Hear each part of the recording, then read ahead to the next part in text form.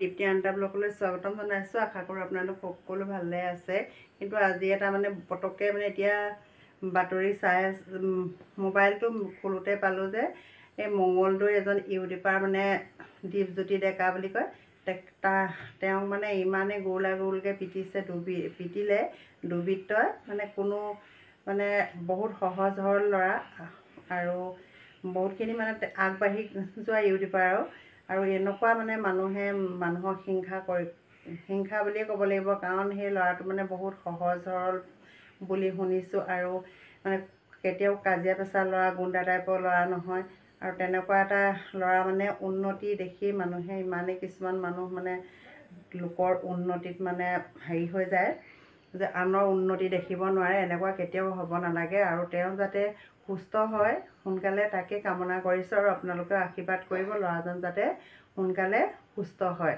আৰু সেইকাৰণে মানে কথাষাৰ শুনি ইমানে বেয়া লাগিলে মানে মোবাইলটো চাইছিলোঁ। এনেকুৱা মানে আমাৰ ল'ৰাও ভিডিঅ' বনায় যিহেতু মানে য'ত ত'ত গৈ থাকে, সেইটো কাৰণে মানে নিজকে মানে বহুত বেয়া লাগিলে আৰু সেইটো কাৰণে মানে ভিডিঅ'টো মই আৰম্ভ কৰি আপোনালোককো জনাইছোঁ মানে যাতে সোনকালে যি মানে দুৰ্বৃত্তই এইখিনি কৰিছে যাতে সোনকালে শাস্তি পাব লাগে, তাকে কামনা GMCত আছে বুলি শুনিছোঁ আৰু ICUত ৰাখিছে। বহুত মানে দুখ পাইছে, কাৰণ এনেকুৱা কেতিয়াও কৰিব নালাগে। মানুহে মানুহক বোলে বাঘে বোলে কামুৰিলে বা ক'ৰবাত কিবা এটা এক্সিডেণ্ট হ'ল তেতিয়া বেলেগ কথা, কিন্তু মানুহে মানুহক ইমান মানে হেৰি কৰিলে মানুহৰ প্ৰতি কেতিয়াও মানে বিশ্বাস মানে হেৰি কৰিব নোৱাৰি। কিছুমান এনেকুৱা আছে মানে আনৰ উন্নতি দেখিলে, এতিয়া কিবা এটা কষ্ট কৰি লোকে উন্নতি কৰিছে, মই কেনেকৈ কৰোঁ ময়ো তেনেকৈ কৰোঁচোন, সেইটো হ'ব লাগে। কিন্তু এনেকুৱা মানে আনক এনেকৈ মাৰ পিট কৰি জানো মানুহৰ কাহানি বা শান্তি হয়?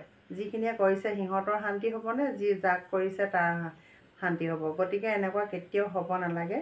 লগ নাপালে কি হ'ল, সকলোতো একেইহে। আজি মই যেনেকৈ ঘৰৰ পৰা ল'ৰা ওলাই গ'লে আহিবকৈ বাট চাই থাকোঁ যে আহিছেনে বুলি, তেওঁলোকৰ মাক দেউতাকে তেনেকুৱাকৈ আহিছে আদি ঘৰৰ পৰা ওলাই যোৱাৰ লগে লগে যেতিয়ালৈকে ঘৰ নোসোমায় তেতিয়ালৈকে চিন্তা হৈ থাকে। গতিকে মানে তেনেকুৱা কেতিয়াও কৰিব নালাগে। মানুহে কেতিয়াবা লাগিলে হেল্প কৰিব লাগে, কিন্তু এনেকৈ মাৰপিট কৰিব কেতিয়াও নালাগে। বহুত দুখ লাগিলে তাৰমানে, কাৰণ আমাৰো ৰাতি দুপৰলৈকে ওলাই যায়, একদম নহালৈকে আমি আহিছনে ফোন কৰি থাকোঁ। আৰু যদি হঠাতে তেনেকুৱা হৈ যায় মানুহৰ কেনেকুৱা লাগিব, সেই পৰিস্থিতিটো তেওঁলোকেহে বুজি পাব, আনে কেতিয়াও বুজি নাপায়। এনেকুৱা যাতে কাৰোৱে নহওক তাকে কামনা কৰিছোঁ আৰু তাৰ মানে তেওঁৰ সুস্থ হৈ সোনকালে হস্পিটেলৰ পৰা ঘূৰি আহি আকৌ আগৰ দৰে হওক, তাকে ভগৱানৰ ওচৰত প্ৰাৰ্থনা কৰিছোঁ। আৰু আপোনালোকেও আশীৰ্বাদ কৰিব যাতে ল'ৰাজন সোনকালে সুস্থ হৈ উঠে আৰু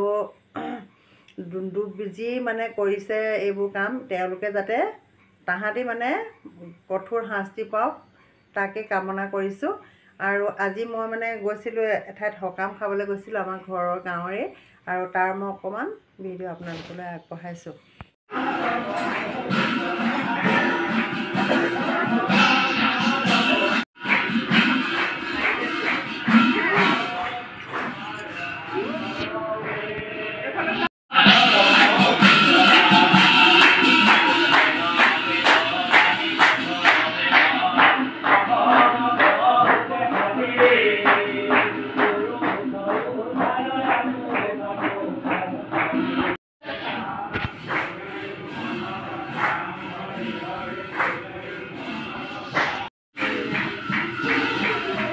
চালাড হৈছেনে নাই? চালাড হৈছেনে নাই?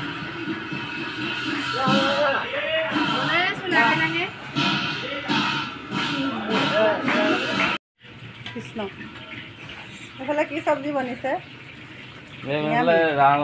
আলু, ৰঙালাও, মটৰ, এইফালে মাছ ফ্ৰাই চলি আছে বিলাহীৰ লগত, এইফালে ভাত হ'ল, এইফালে দালি,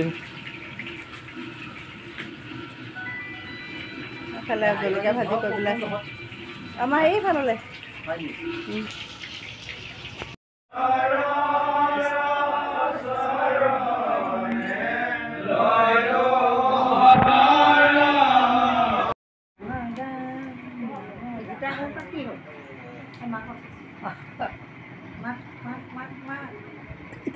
এই চুপাই দেখাইছে চা